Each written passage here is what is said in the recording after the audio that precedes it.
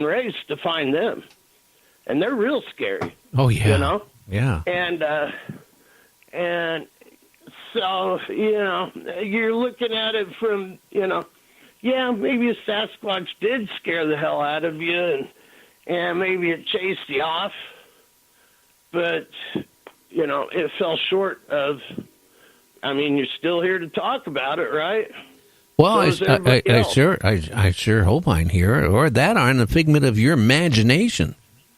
If it wanted to get you, man, it could have got you. Don't you think? Oh, when you were running back to that car, Gary. I know it could have got us, but you know what? It sure made a point of us getting rid of us, and that's what we did. I never ran that fast, and I never will. They don't want that. They don't want nothing to do with you, man.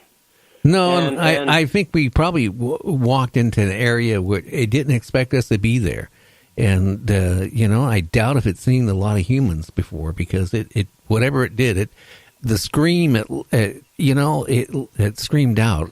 I came and duplicate how loud it was. It was loud. It was earth-shaking loud. And I tell you, even when it did it a second time, by the car, when it screamed, and it wasn't that. It was when it bent that tree over, which was about a 25-foot tree. It bent it over like nothing, like a bowl to it. Started snapping. That it takes a lot of power. Yeah, it does. Oh, believe me, I have you should see what mountain giants can do. And I encourage you to Google the inverted trees in Alaska. Just Google that and have a look at that. And, I've got the same thing going on in my area. Those are not Bigfoot that do that. Those are mountain giants. No Bigfoot is capable of putting a big tree that size in the ground upside down. There are, and everything, every living thing that has any sort of intelligence has curiosity, has things that, it's like, the other day, my grandson, I have two little chihuahuas, okay, and my grandson, who's just barely over 2, goes and picks up this big rock in his hand, bigger than his hand, almost as big as my hand. It's a good-sized rock. And he's looking at the rock, and he's looking at my chihuahua, and he's making the connection here, And that's the same thing as any intelligent creature does. What's going to happen if I do this? And those creatures are out there, and they're dressed just like us, and they're dressed like aliens. They're dressed like mountain giants. They're dressed like Sasquatch, and it's a free world out there, man, and it's a very old world. Oh yeah, and yeah, you're going to have good and bad in anything that can think with rationale. Anything, Now, Dale, we got about 10 minutes left here. I mean, how can people find you on Facebook? Why don't you let everybody know how you can be found?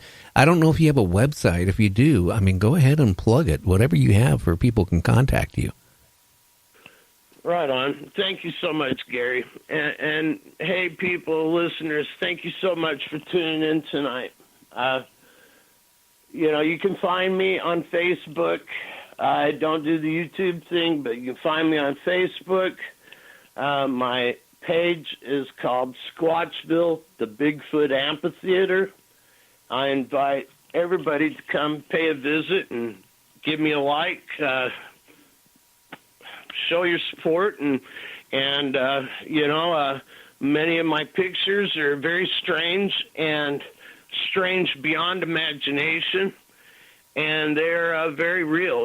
I do everything I can to have them legitimized. In many situations, I'm able to give you a full breakdown of the photos, and and I'm trying to be better with video and everything involved. But, if you want to learn more about the secrets of Mother Earth, and would help spread the word of conservation and taking care of this beautiful planet that we call home, because there are so many creatures that we have not yet discovered and that we have yet to understand, that are of this world, that we know, but we don't know them. They know of us.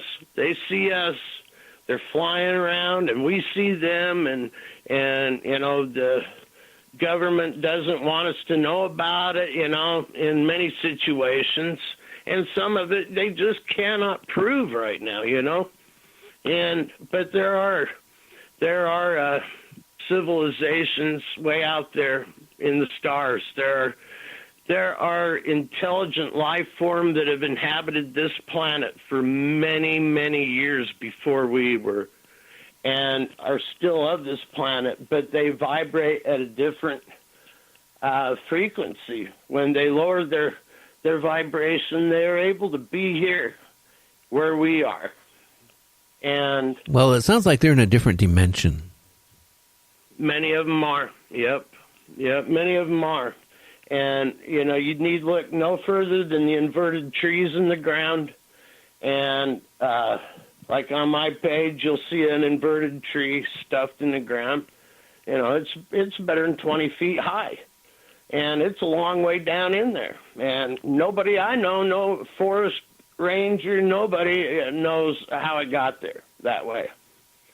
But it's there. And all them trees, you can find that on my page, that are broke off all around the same place. They're about 30, 40 feet off the ground that are broke off.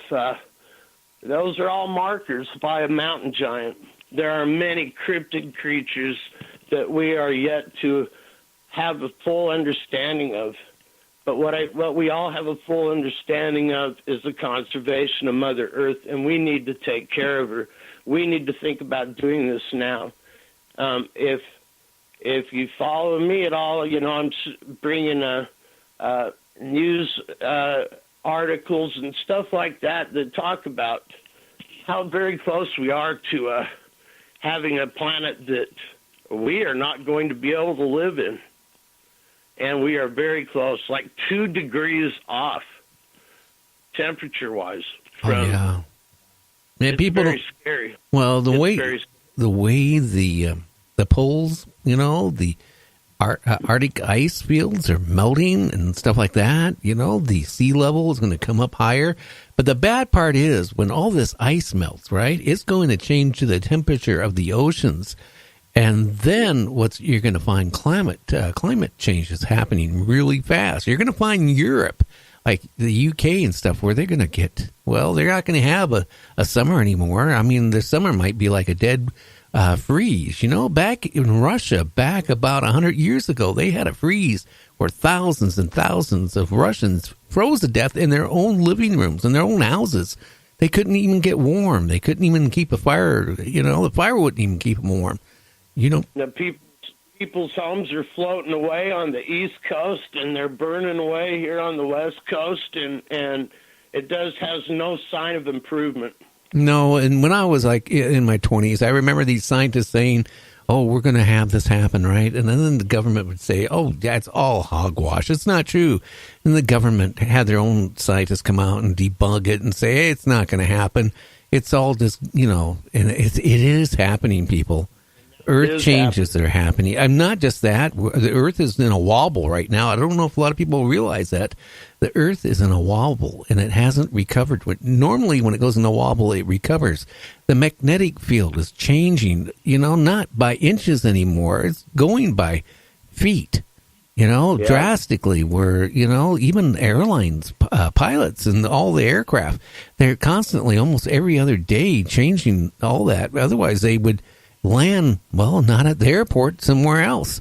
Things are happening really, really fast. So, I mean, I don't know if falling really quick, isn't it? Yeah, I don't know if we've gone too far, and now, a certain part of it is going to happen anyway, but we actually sped it up drastically. Where I'm worried about my grandkids right now that are like 8, 9 years old, 5 years old. What's going to happen to them when they're at my age? What type of planet are we going to have or not have? Yeah, we'll be lucky to see it. I'm afraid that we've gone too far. I hope not, but I'm afraid we have. Well, scientists are crazy. Like I was saying 2 weeks ago, I was reading a report, because I subscribe to a news service here I can do my show. And these scientists, government scientists are saying, well, look, we know how we can, reinstate atmosphere on Mars and do all this stuff and create water because there's ice caps on Mars that hold enough water, that would create lakes and rivers and oceans and stuff like that. Well, they had a great idea. You know what that was, Dale? What's that? Well, one group of scientists said, why don't we nuke it? And that'll melt it, and then they'll create all these lakes and rivers and all that. Then you had another group of scientists that says, wait a minute, you guys are stupid. The atmosphere is so thin on Mars, it would evaporate almost instantly. So if you thawed out that ice to try to create rivers and streams, it would just evaporate. And then, Dale, they had this other group of scientists, right, saying, you guys don't know what you're talking about. Do you realize if you nuke the ice caps on Mars, you're going to put radiation in the water, you're going to irradiate it. It won't be any good, so no life is going to form off of it because it's going to be so full of radiation and toxicity that it is going to be useless. Now, why are we spending money on crap like that when we need to be spending it here and worry about asteroids or meteors hitting the Earth? Because look what happened here a month ago in Greenland.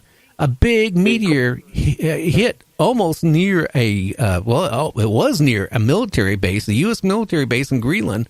Could have got wiped out. It had 2.1 of kiloton of hitting power. That's huge. And that would have took out that whole base. And then, maybe we would have retaliated thinking, well, maybe it was another country, destroying it. So, I mean. Look at this. Not long ago, we were talking about an ozone that had formed in our atmosphere. Scientifically, we know that to be a fact. They are saying we fixed it. We figured out how to fix it. But something has backfired. And every time that we've tried to do something to help the Earth, change it to better for everything, it has backfired. And the honeybees are a perfect example, and that's also a part of what is pissing these interdimensional creatures off, Gary, is seeing these little creatures that make up the biggest difference on our planet are being killed at an alarming rate. And big corporation is paying these people to keep their mouths shut. Some of the people that we look to for sound advice, scientists, who typically are depended on to make to inform us in high fashion, and these people are being paid off. It's hard to get to the real what's really going on. It's really hard to understand why they think that tomorrow. Well, we'll fix it tomorrow. The bees are dying today. Yeah. Tomorrow it doesn't matter. Once they're gone, we're trying to figure out ways to make bees to pollinate, and then as you just said, we're trying to figure out how to live on another planet. Why? Because we're jacking this one up? Well, maybe they think we don't have much more time on this planet. I mean, a lot of strange things have been going on, Dale, and all right. Since November last year when they released the footage, the Navy somehow leaked it out of two fighter pilots off the aircraft carrier ran and had their encounter with a UFO. And then the following month after that leaked out, you had the Secretary of the Air Force telling the